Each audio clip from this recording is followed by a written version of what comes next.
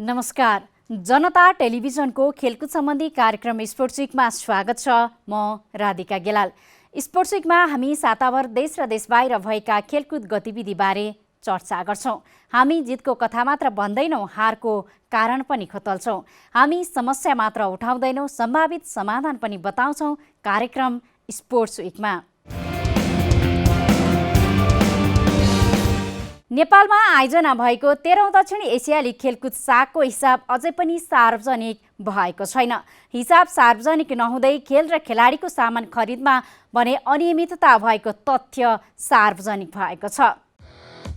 नेपालमा आयोजना भएको 13औं दक्षिण एसियाली खेलकुद सागको हिसाब अझै पनि सार्वजनिक भएको छैन। 2076 मङ्सिर 15 गतेदेखि 24 गतेसम्म काठमाडौँ, ललितपुर, पोखरा र जनकपुरमा आयोजना भएको प्रतियोगिताको अझै हिसाब सार्वजनिक नभएको हो। दशरथ रङ्गशालामा भव्य रूपमा उद्घाटन भएको खेलको सोही स्थानमा समापन समारोह पनि भव्य नै भएको थियो। सागका कार्यकारी प्रमुख तथा राष्ट्रिय खेलकुद परिषद राखेपका सदस्य सचिव रमेश कुमार सिलवालले 90 दिनभित्र सागको हिसाब सार्वजनिक गर्ने घोषणा नै गर्नुभएको थियो।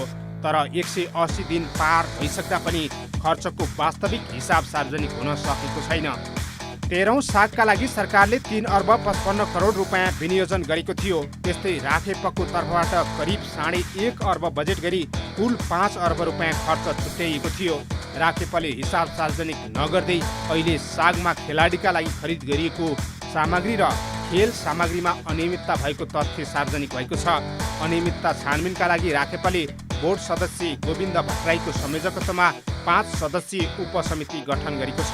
उपसमितिलाई ब्याडमिन्टन खेलका सामग्री खेलाडीहरूले समयमा नपाएको, प्राप्त खेल सामग्री गुणस्तरहीन रहेको भन्ने उजुरीमाथि छानबिन गर्न जिम्मा दिइएको छ।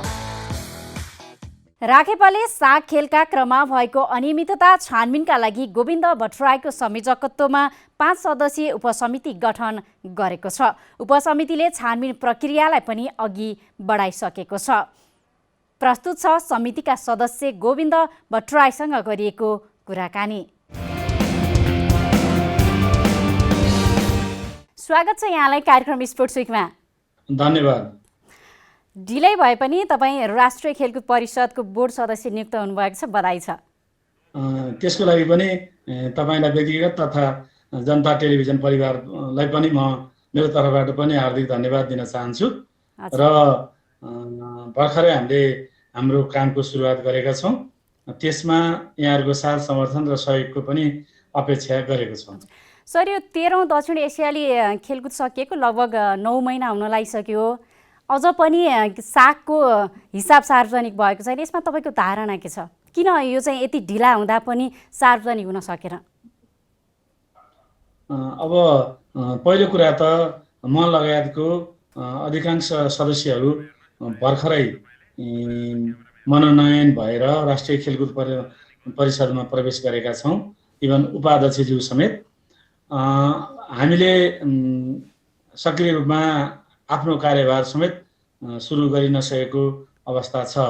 टिमको हिसाबले, व्यक्तिगत हिसाबले म त आफ्नो काममा प्रवेश गरिसकेको छु भने केही निकै सदस्य साथीहरू चयन भएर आउन बाँकी छ। थुप्रै पदेन हिसाबले आउने साथीहरू पनि आउन बाँकी छ। त्यस्तो अवस्थामा नयाँ टिमले हिजोको अधिकांश गतिविधिको, हिजोको अधिकांश प्रतिबद्धताको ठ्याक्कै आफ्नो तर्फबाट भन्न सक्ने, जिम्मेवारी लिन सक्ने अवस्था छैन।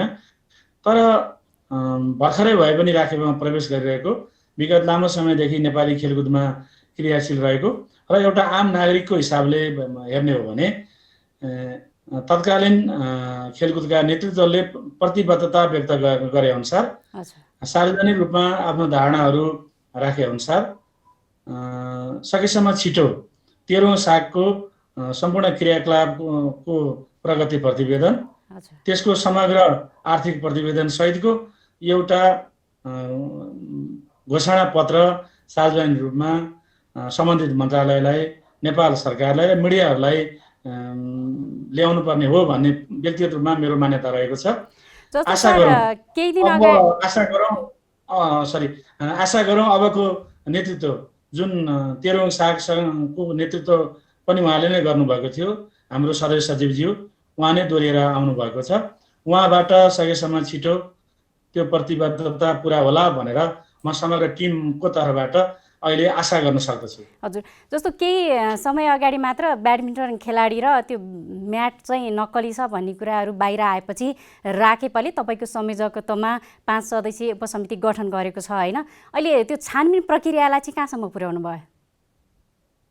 त्यो भर्खर 1 हप्ता मात्रै भएको छ। त्यो ब्याडमिन्टनसँग सम्बन्धित उठेका विषयहरूको छानबिन गर्ने र त्यसमा दोषी देखिएका व्यक्तिहरूलाई उनीहरूको जिम्मेवारी अनुसारको केही कारबाहीको लागि सिफारिस गर्ने र आगामी दिनमा त्यस्ता खालका कमी कमजोरी नहुनको लागि के हुन सक्छन् त्यसको लागि पनि केही आफ्नो तर्फबाट उपसमितिको तर्फबाट सिफारिस गर्ने भनेर हामीले एउटा टिआर प्राप्त गरेका छौँ। त्यो अनुसार हामीले हाम्रो कार्य सुरु गरिसकेका छौँ र उपसमितिको पहिलो बैठकले हाम्रो एउटा कार्यविधि तयार गरेको छ। त्यसमा सम्भावित अध्ययनको क्षेत्रहरू, सम्भावित संलग्न व्यक्ति तथा पदाधिकारीहरू, त्यसमा लाग्ने जुन समय, त्यसमा गर्नुपर्ने अन्य प्राविधिक कार्यहरू लगायतका कुराहरूमा हामीले विस्तृत छलफल गरेर आफ्नो एउटा कार्यविधि तयार गरेका छौँ। आफ्नो एउटा प्रतिबद्धता पत्र जस्तो पनि हामीले तयार गरेका छौँ र हामीले त्यसमा जोडिएका पक्षहरूलाई आफ्नो तर्फबाट कुनै पनि जिज्ञासा, सुझाव, कुनै पनि रिपोर्ट, कुनै पनि जानकारी र कुनै पनि प्रमाणहरू छन् भने 7 दिनभित्र हाम्रो उपसमितिमा पेश गर्नुहोस् भनेर हामीले सार्वजनिक रूपमा अपिल गरेका छौँ र त्यसको अहिले हामी उत्तरार्धतिर आएका छौँ। अब हामीसँग 2 दिन त्योसँग सम्बन्धित समय बाँकी छ। अब 2 दिनभित्रमा प्राप्त गरेका सामग्रीहरूलाई सङ्कलन गर्दै त्यस पश्चातका हाम्रा अन्य क्रियाकलापहरू हामी सुरु गर्नेछौँ। अब अहिलेको चाहिँ एउटा कोरोनाको जुन समस्या हामीले भोगिरहेको छौँ त्यसबाट कसरी जोगिँदै आफ्नो कार्य अगाडि बढाउने भन्ने तयारीमा हामी छौँ। तपाईँहरूलाई छानबिन गरेर प्रतिवेदन बुझाउनको लागि चाहिँ कति समय सीमा निर्धारण गरिएको छ? हामीलाई अहिले 21 दिनको समय सीमा, 3 हप्ताको समय सीमा निर्धारण गरेर हामीले त्यस अनुसारको पत्र प्राप्त गरेका छौँ। सामान्यतया यो निषेधाज्ञाको समय 1 हप्ता मात्रै हुने अवस्थामा त्यसबाहेकको 14 दिन भयो भने हामीलाई पुग्छ समय र 21 दिनभित्र हामी हाम्रो प्रतिवेदन सार्वजनिक गर्न सक्छौँ, सम्बन्धित निकायमा बुझाउन सक्छौँ भन्ने हाम्रो एउटा मान्यता र प्रतिबद्धता हो र थियो। यस्तोमा अरू सङ्घहरूमा पनि अनियमितता भएको होला। यसलाई चाहिँ कसरी तपाईँहरू अनुसन्धानलाई कसरी कन्टिन्युटी गरिरहनुहुन्छ, निरन्तरता दिने योजना छ तपाईँको? अब सामान्यतया हाम्रो कार्यक्षेत्र भनेको ब्याडमिन्टनसँग सम्बन्धित मात्रै हो, किनकि त्यही अनुसारको हामीले पत्र प्राप्त गरेका छौँ। तैपनि बजारमा सागसँग जोडिएर थुप्रै कुराहरू सार्वजनिक भइरहेको छ, मिडियाहरूले चाहिँ सार्वजनिक गरिरहेको अवस्था छ भने अन्य खेलका केही खेलाडी साथीहरूले पनि समयमै प्राप्त गर्नुपर्ने राखेपाले वितरण गरिसकेको सामग्री, सेवा सुविधा प्राप्त नगरेको सामग्रीहरूमा त्यस अनुसारको गुणस्तर सामग्री प्राप्त नगरेको भनेको जस्ता कुराहरू पनि आइरहेको अवस्था छ। अब म ब्याडमिन्टनसँग सम्बन्धित छानबिन उपसमितिको संयोजकको नाताले मैले यति मात्र भन्न सक्छु कि हामी ब्याडमिन्टनसँग सम्बन्धित जोडिएका प्रश्नहरूको मात्रै उत्तर खोज्ने प्रयत्न गर्नेछौँ पहिलो चरणमा। अब त्यस सँगसँगै म राष्ट्रिय खेलकुद परिषदको बोर्ड सदस्य भएको नाताले पनि त्योभन्दा बाहिर अन्य खेल क्षेत्रसँग, अन्य पूर्वाधारसँग, अन्य निर्माणसँग, अन्य खरिदसँग उठेका प्रश्नहरूको उत्तर दिने काम चाहिँ राष्ट्रिय खेलकुद परिषदको नेतृत्वको हो र म पनि त्यो परिषदसँग जोडिएको एउटा जिम्मेवार सदस्य भएको नाताले त्यसको आंशिक जिम्मेवारी व्यक्तिगत रूपमा मेरो पनि हो, तर समग्र चाहिँ राष्ट्रिय खेलकुद परिषदको कार्यकारी नेतृत्वको रहन्छ। हामीलाई सजिलो के छ भने 13औं साग सम्पन्न गर्दा जुन नेतृत्वको कार्यकारी जुन व्यक्तिको कार्यकारी भूमिका रहेको थियो, आज पनि हामीले तिनै व्यक्ति अथवा उहाँहरूकै नेतृत्व प्राप्त गरेका छौँ। त्यसो भएको नाताले अझ बढी उहाँहरूलाई तेह्रौँ सागसँग उठेका कुराहरूको चाहिँ उत्तर दिनलाई, तेह्रौँ सागसँग जोडिएका विभिन्न विषयहरूको छानबिन गर्नको लागि अझ बढी सहज हुन्छ होला भन्ने अनुमान गर्न सकिन्छ। तपाईले धेरै समय खेल क्षेत्रमै बिताइसक्नु भएको मैले यसलाई सकेँ। त्यसतर्फ राष्ट्रिय खेलकुद परिषदको कार्यकारी नेतृत्व हाम्रो सदस्य सचिवज्यू, उपाध्यक्षज्यू, अब माननीय मन्त्रीज्यू जो राष्ट्रिय खेलकुद परिषदको अध्यक्ष पनि हुनुहुन्छ, उहाँहरूको ध्यानाकर्षण भएको हुनुपर्छ भन्ने अहिले आशा गर्न सकिन्छ र भएको छैन भने पनि त्यसतर्फ ध्यानाकर्षण गर्नेतर्फ मेरो व्यक्तिगत प्रयत्न रहनेछ। पहिलादेखि नै हामीले सुन्दै पनि आएका छौँ, यता फुटबल क्षेत्र अन्य क्षेत्रमा पनि भ्रष्टाचारको धेरै कुराहरू आइरहेछ, यो खेल क्षेत्रमा धेरै व्यथितिहरू छ, यसलाई कसरी हेरिरहनु भएको छ तपाईँले? अब त्यसमा हामीले 2-3वटा हिसाबले हेर्नुपर्छ जस्तो मलाई लाग्छ। एउटा चाहिँ अलि बढी नेपालीहरूको मानसिकता, अब हामीले जहाँ काम भए पनि त्यहाँ चाहिँ गडबडी हुन्छ नै, त्यहाँ भ्रष्टाचार हुन्छ नै, त्यसले नकमाउने गरी किन काम गर्यो होला, त्यसले कुन स्वार्थले काम गर्यो, अब म काट्नेले हात चाड्छ भन्ने जस्तो हिसाबबाट हामीले कुनै पनि घटनाको, कुनै पनि विकास निर्माणको, कुनै पनि समय र सन्दर्भलाई अनुमान गर्ने गर्दछौँ। त्यो चाहिँ हाम्रो नेपालीहरूको चाहिँ एउटा पुरानो परम्परा हो।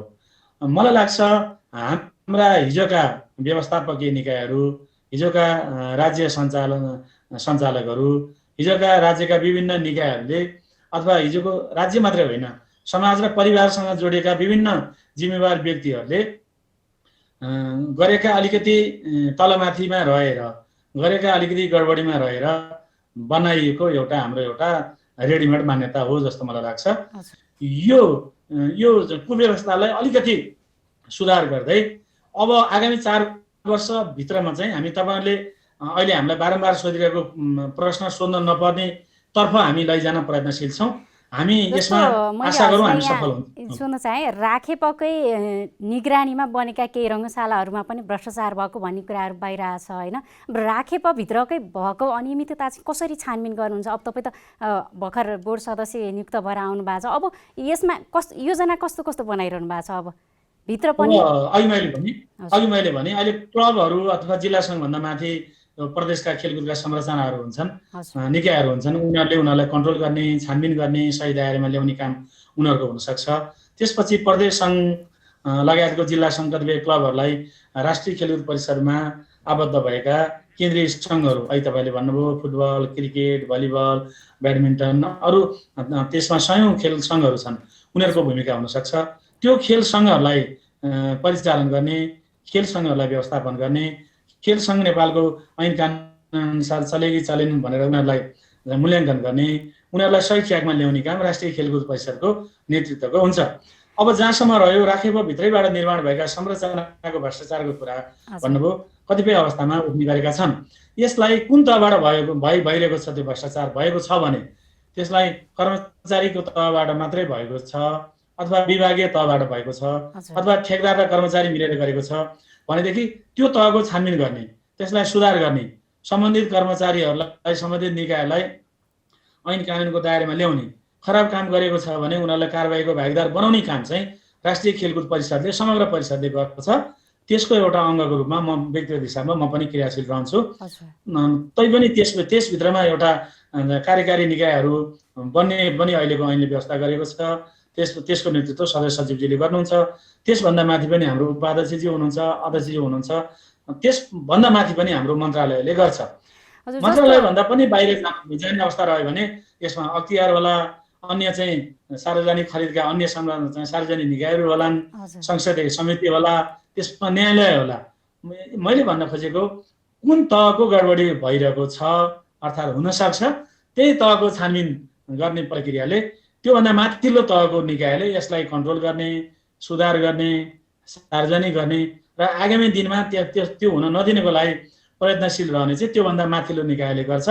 अनि फेरि घुम्दै घुम्दै आइसकेपछि अन्तिममा फेरि अब महालेखा होला, त्यसपछि मैले भने अख्तियार होला, अदालत होला, त्यसपछि पनि हाम्रा संसदीय समितिहरू छन्, त्यो संसदीय समितिमा त जनताले निर्वाचित गरेका प्रतिनिधिहरू हुनुहुन्छ, उहाँहरू रहेर संसदीय समिति बनेको छ।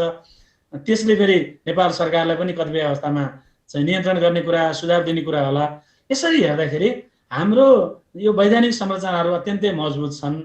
त्यो कुरा जाने बुझेरै वैधानिक संरचनाहरू यसरी बनेको होला।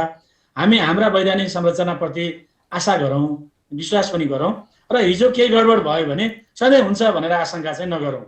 अब राष्ट्रिय खेलकुद परिषदको तहबाट हुन त्यो ठिकै छ सर, त्यो कुरा चाहिँ हैन। जस्तो गरेका अधिकांश जुन प्रश्नहरूलाई चाहिँ हामी सकारात्मक उत्तर दिएर तपाईहरुको आगामी 4 वर्षपछि यो प्रश्न सोध्न नपर्नेतर्फ हामी लैजाने प्रयत्न गर्नेछौँ। हजुर, जस्तो अब राखेपाले अनिश्चितकालका लागि खेलकुद गतिविधिहरू अहिले रोकेकै अवस्था छ हैन। यस्तो अवस्थामा खेलाडीहरूलाई चाहिँ राखेपाले कसरी सम्बोधन गरिरहेछ, कसरी सम्बोधन गर्ने योजना बनाइरहेछ? तपाईँ अब बोर्ड सदस्यको नाताले पनि केही योजनाहरू त भइरह होला।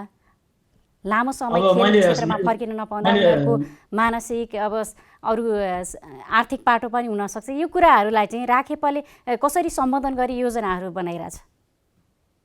मैले एकदम यसको गहन हिसाबले मैले यसको ठ्याक्कै उत्तर दिन नसकौँला, किनकि हामी आएको पनि भर्खरै हो। 10 दिन पनि बितिसकेको छैन हामीले आफ्नो जिम्मेवारी सुरु गरेको। त्यसपछि विगत लामो समयदेखि, निकै महिनादेखि एउटा लकडाउनको अवस्थामा समग्र समाज, देश र राष्ट्रिय अन्तर्राष्ट्रिय क्षेत्र पनि रहेको हुनाले खेलकुदको क्षेत्रभित्र त्यसको प्रभाव परेको छ। अब त्यसमा पनि राखेकोभित्र पनि 3-4वटा हिसाबले हामीले हेर्नुपर्छ। त्यहाँ धेरै खेलाडीहरू विभागीय क्षेत्रसँग जोडिनु भएको छ। कार्यक्रम स्पोर्ट्स विकमा समय दिनुभएकोमा यहाँलाई धेरै धेरै धन्यवाद। यहाँलाई पनि धन्यवाद। यो समयमा केही कुरा हामी अब यो अनलाइन मार्फत भए पनि मैले यहाँको बिचमा राख्ने प्रयत्न गरेँ। आगामी दिनमा हामी यही प्रश्न बारम्बार सोध्नुपर्ने अवस्थामा कम्तीमा 4 वर्षभित्र राष्ट्रिय खेलकुद परिषदलाई पुर्याउँदैनौँ। अब 4 वर्ष पछाडिको हाम्रा छलफलहरू, हाम्रो प्रश्न, हाम्रा योजनाहरू, हाम्रा तयारीहरू चाहिँ अन्य सकारात्मक दिशातर्फ उन्मुख हुनेछन् भन्ने म यहाँ मार्फत समग्र हाम्रा श्रोता दर्शकहरूलाई जानकारी गराउन चाहन्छु।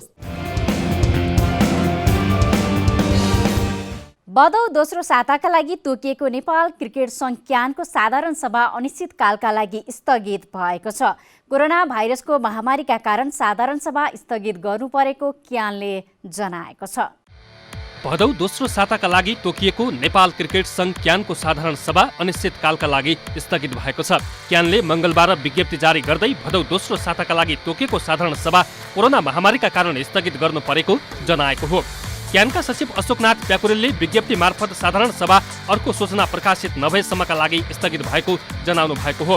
विश्वव्यापी रूपमा फैलिएको कोरोना भाइरस र सरकारले एक सातादेखि लगाएको निषेधाज्ञाका कारण भदौमा तय भएको क्यानको वार्षिक साधारण सभा अर्को सूचना जारी नभएसम्मका लागि स्थगित भएको विज्ञप्तिमा उल्लेख गरिएको छ। गत साउन पहिलो साता बसेको क्यान कार्य सम्पादन समितिको बैठकले भदौ दोस्रो हप्ताभित्रै साधारण सभा गर्ने निर्णय गरेको थियो। क्यानको नयाँ कार्य समिति आएपछि पहिलो पटक विधान अनुसार वार्षिक साधारण सभा भैरहवामा गर्ने निर्णय भएको थियो, तर कोरोनाका कारण त्यो योजना सार्नु परेको छ। क्यानले अब साधारण सभा कहिले हुन्छ त्यो अर्को सूचनाबाट जानकारी दिने बताएको छ।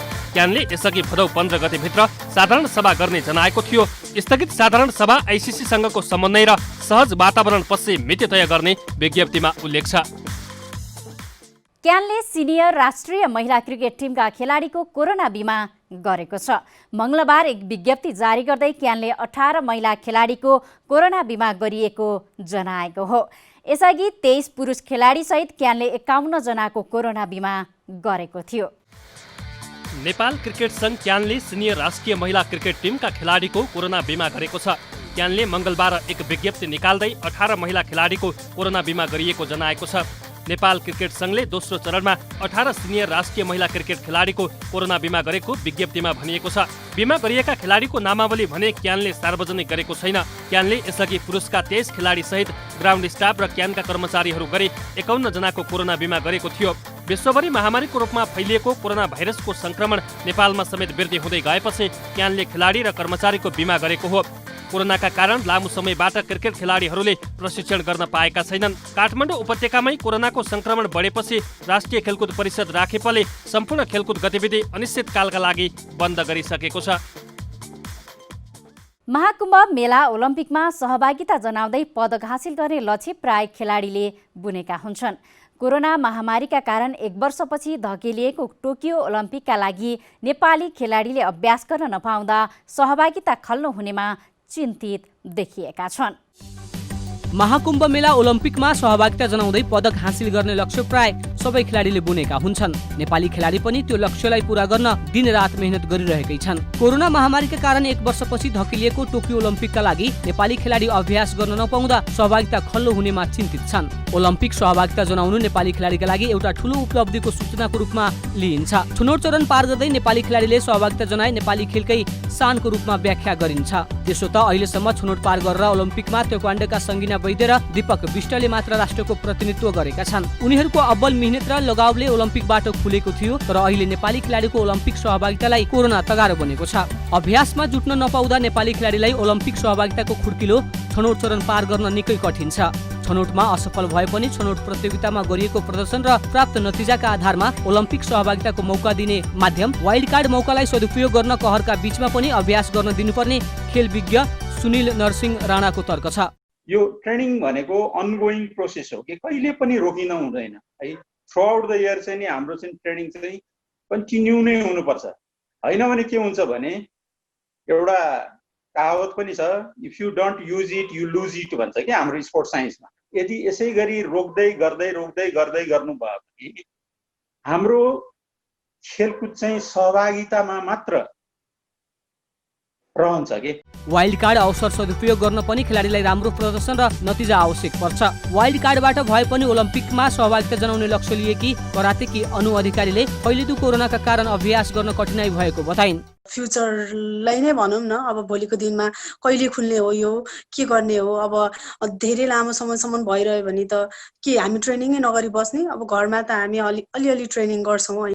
खेलाडीहरूको लागि चाहिँ एउटा PCR टेस्ट गराएर होइन, अनि हाम्रो खेल स्थलमै त्यहीँ ट्रेनिङ गर्ने, त्यहीँ बस्ने, त्यस्तो खाले चाहिँ एउटा वातावरण सिर्जना गरिदिनु भयो भने चाहिँ जुन अन्तर्राष्ट्रिय स्तरको खेलाडीहरू छन् उनीहरूसँग हामी कम्पिटिसन गर्न चाहिँ हामी सक्षम हुन्छौँ। नेपाली खेलाडीलाई प्रत्यक्ष रूपमा निहाल्ने नेपाल ओलम्पिक कमिटीले सहभागी हुने खेलाडीका लागि अहिलेसम्म कुनै विकल्पको बाटो दिएको छैन। नेपाल बाहेक दक्षिण एसियाका केही देशमा ओलम्पिकमा सहभागिता जनाउने खेलाडीलाई सरकारले नै निश्चित मापदण्ड बनाएर अभ्यासलाई तीव्रता दिइरहेको छ। तर नेपालमा भने ओलम्पिकमा सहभागी हुने खेलाडीको अभ्यासका लागि कमिटीले कुनै चासो देखाएको छैन। नेपालबाट 7 खेलका 12 खेलाडीको नाम वाइल्ड कार्डका लागि सिफारिस गरिएको छ।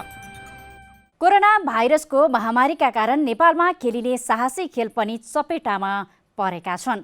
बाह्य पर्यटक लोभ्याउने यी खेललाई आयस्रोत बनाएका व्यवसायी यति बेला मारमा परेका छन्। साहसिक खेलका लागि नेपाल भौगोलिक बनोट र जलस्रोतले धनी छ। मूलतः नेपालमा ultra marathon, paragliding, rafting, bungee jump, canyoning, downhill cycling, golf, rock climbing जस्ता साहसिक खेलले नेपालको पर्यटन तथा खेल क्षेत्रलाई विश्वभर चिनाएको छ। आन्तरिक तथा बाह्य पर्यटक लोभ्याउने यी खेललाई आयस्रोत बनाएका व्यवसायी यति बेला कोरोना भाइरसको चपेटामा परेका छन्। म्याराथन, बन्जी जम्प, प्याराग्लाइडिङ जस्ता साहसिक खेल अहिले कोरोनाको कारण रोकिँदा यी व्यवसायलाई रोजीरोटी खोसिए झैँ भएको छ। यी मध्येको हावामा चरा जस्तै भएर उड्दै अनुभव लिन सक्ने प्याराग्लाइडिङ पछिल्लो समय पोखरामा निकै चर्चित छ। तर यो व्यवसाय कोरोनाका कारण ठप्प छ। पोखरामा 14 वर्षदेखि प्याराग्लाइडिङ व्यवसाय गर्दै आएका व्यवसायी चिन बहादुर बानियाले कोरोनाले पेसा नै सङ्कटमा परेको बताउनुभयो। जब लकडाउन भयो सर होइन सर, जब लकडाउन सुरु भयो सर, उसमा चैत कति 9 गतेबाट होइन सर, त्यहाँपछि हाम्रो के अरे प्याराग्लाइडिङ व्यवसाय त र यो टुरिज्म त हाम्रो त च्याप्पै एकदमै सर अब पुरै बन्द प्रभावित भयो सर। नेपालमा हुने विश्वको चर्चित Everest marathon, Annapurna marathon, Jumla रारा म्याराथन, काठमाडौँ म्याराथन आदि प्रतियोगिताले विश्वमा चर्चा बटुल्ने गरेका छन्। तर अहिले यस्ता दौडका साथ बन्जी जम्प, साइक्लिङ जस्ता अन्य साहसिक खेल कोरोनाका कारण आयोजना हुन सकेका छैनन्। विदेशबाट अल्ट्रा दौडका लागि धावकहरू सहभागिता जनाउन नेपाल आउने गर्थे। विश्वका धेरै देशले साहसिक खेललाई आयको स्रोत बनाउँदा रोजगारी, उद्योग र पर्यटनले देशको कोल्टो फेरेको धेरै उदाहरण छन्। सरकारले यसतर्फ ध्यान दिन सके खेललाई पर्यटनको रूपमा विकास गर्न सकिने देखिन्छ। राष्ट्रिय तथा अन्तर्राष्ट्रिय खेलकुद गतिविधिको अपडेट स्पोर्ट्स विक आजलाई यति नै। नमस्कार।